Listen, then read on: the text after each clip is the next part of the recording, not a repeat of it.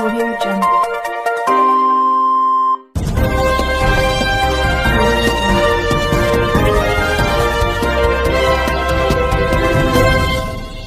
Friends, आप सभी से गुजारिश है कि हमारी लेटेस्ट न्यूज़ देखने के लिए हमारे चैनल क्राइम एक्सपोजर को सब्सक्राइब करें।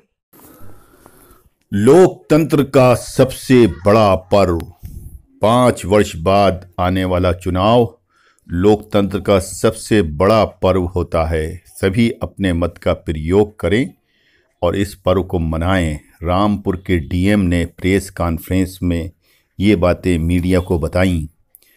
11 मार्च को रामपुर जिला अधिकारी आंजनेय कुमार जी पुलिस कप्तान के साथ मीडिया से मुखातिब थे। इसके अलावा एडीएम और एसडीएम भी उनके साथ में मौजूद थे। उन्होंने बताया कि आदर्श आचार संहिता के अंतर्गत किस तरह से प्रत्याशियों को चलना है और उन पर क्या क्या नियम लागू होते हैं।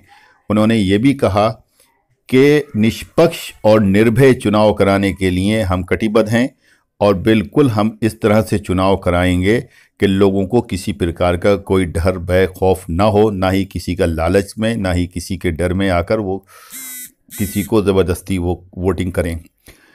दरअसल मीडिया से मुखातिब पुलिस कप्तान ने कहा कि सुरक्षा से संबंधित सारी तैयारियां पूरी कर ली गई हैं। जो उत्तराखंड के बॉर्डरों से इस शहर की सीमाएं मिलती हैं, रामपुर ज़िले की सीमाएं मिलती हैं, उन पर नज़र रखी जाएगी और उनको पोलिंग वाले दिन सील्ड कर दिया जाएगा। इसके अलावा जो अराजक तत्व हैं उनको ऊपर कड़ी नज़र रखी जा रही है। कई को बंद भी किया है, कई लोगों को, वांछितों को जिनके नाम आए थे उन लोगों को जेल भेजा है। रामपुर डीएम ने बताया कि ये चूँकि एक ऐसा पर्व है जो 5 साल के बाद में आता है और इसका स्वागत करना चाहिए। सभी को अपने मत का प्रयोग करके इसको स्वागत करना चाहिए और सबको ये समझना चाहिए कि इस पर्व का इस तरह से इस्तेमाल करें कि आने वाले दिन उनके लिए सुखी हों। लोकतंत्र पर जब उनसे पूछा गया कि क्या संदेश है आपका, तो इस पर जिलाधिकारी ने जो कहा वो खुद सुनिए। किस तरह से उन्होंने नपे-तुले शब्दों में बयान किया कि वोटिंग की क्या अहमियत है और वोट की क्या अहमियत है, लोकतंत्र में चुनाव की क्या अहमियत है। उन्होंने इसको लेकर बताया कि किसी भी तरह से कोई भी आदमी जो वोट डालने का अधिकार रखता हो वो अपने वोट को ज़ाया न जाने दे और इसको बाकायदा इसका इस्तेमाल करे। रामपुर से क्राइम एक्सपोजर न्यूज़ के लिए वासिफ कैमरामैन के साथ मैं आरिफ खान। उत्तराखंड के 4 थाने उधम सिंह नगर डिस्ट्रिक्ट और 4 थाने हमारे जनपद में लग रहे हैं। 15 पॉइंट हमने चिन्हित किए हैं जहाँ पर बैरियर लगा के चेकिंग फ्रिस्किंग होगी। इसके अतिरिक्त यूपी के 4 जनपद और हैं जिनसे हमारे जनपद की सीमाएं टच हो रही हैं, वहाँ पर भी 15 बैरियर लगाएंगे। जनपद के अंदर 30 पॉइंट चिन्हित किए गए जहाँ पर हमारी एसएसटी निरंतर 24 आवर्स चेकिंग फ्रिस्किंग करेंगे।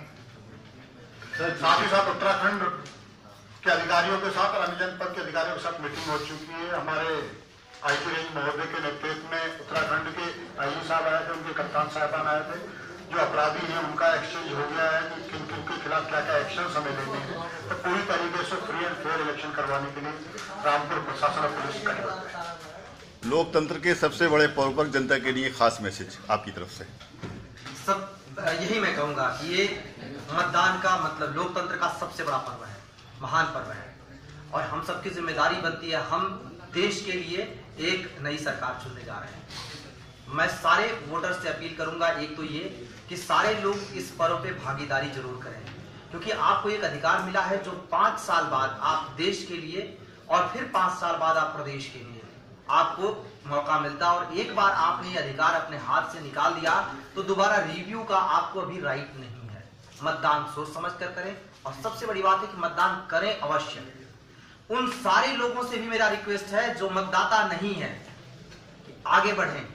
उन सारे जो मतदाता हैं उनसे रिक्वेस्ट करें, जैसे मैं कर रहा हूं, कि बिना किसी जाति धर्म किसी भी तरीके के गलत इन्फ्लुएंस जो समाज को बांटने का काम करता है, जो देश की तरक्की के लिए बाधक है, इन सारी फॉल्स प्रॉमिसेस पे और इन सारे तरीके के नेगेटिव चीजों पे कभी भी प्रभावित होकर मतदान न करें। मतदान करते समय सोचना समझना बहुत जरूरी है। देश के लिए जो आप जितने सारे आप जो अपने सांसद चुनेंगे वो कल को देश की संसद में बैठकर आपके लिए नीति निर्धारण करेंगे। वो नीति निश्चित रूप से आपको, आपके परिवार को, आपके बच्चों को, आपके समाज को प्रभावित करेगी। तो उम्मीद करूंगा कि सोच समझ के ऐसे व्यक्ति को चुने और इस तरीके से चुने जो उनके लिए अच्छी नीतियां ले आ सके, न कि किसी तरीके की गलतफहमी में, किसी तरीके के गलत प्रलोभन में, किसी तरीके के तात्कालिक प्रलोभन में। और जब भी वोट करें तो देश को आगे जरूर रखें। देश है तो हम हैं, और देश अगर नहीं बचेगा हम केवल जाति और देखते रहेंगे और गुनहगार सारे होंगे जिन्होंने उस पर ठप्पा लगाया है। तो बस इतना याद रखें, ये तारीख हमेशा ये इतिहास में दर्ज होगी और सारे लोग जो लोग भी इसमें अगर अपनी जिम्मेदारी नहीं समझेंगे, गुनाह उनका भी तय होगा। हमेशा जब मतदान पे बटन दबाएं तो ये सोच के दबाएं कि हम अपने देश के लिए, अपने समाज के लिए दबा रहे हैं कि नहीं तात्कालिक प्रलोभन और तात्कालिक लाभ, और चाहे वो जाति और धर्म से किसी का कनेक्ट, वो कभी भी देश के हित में न होता है। सर, कौन कौन सी आईडीज हैं जिन पे वोटर वोट डाल सकते हैं? अभी लिस्ट ही आपको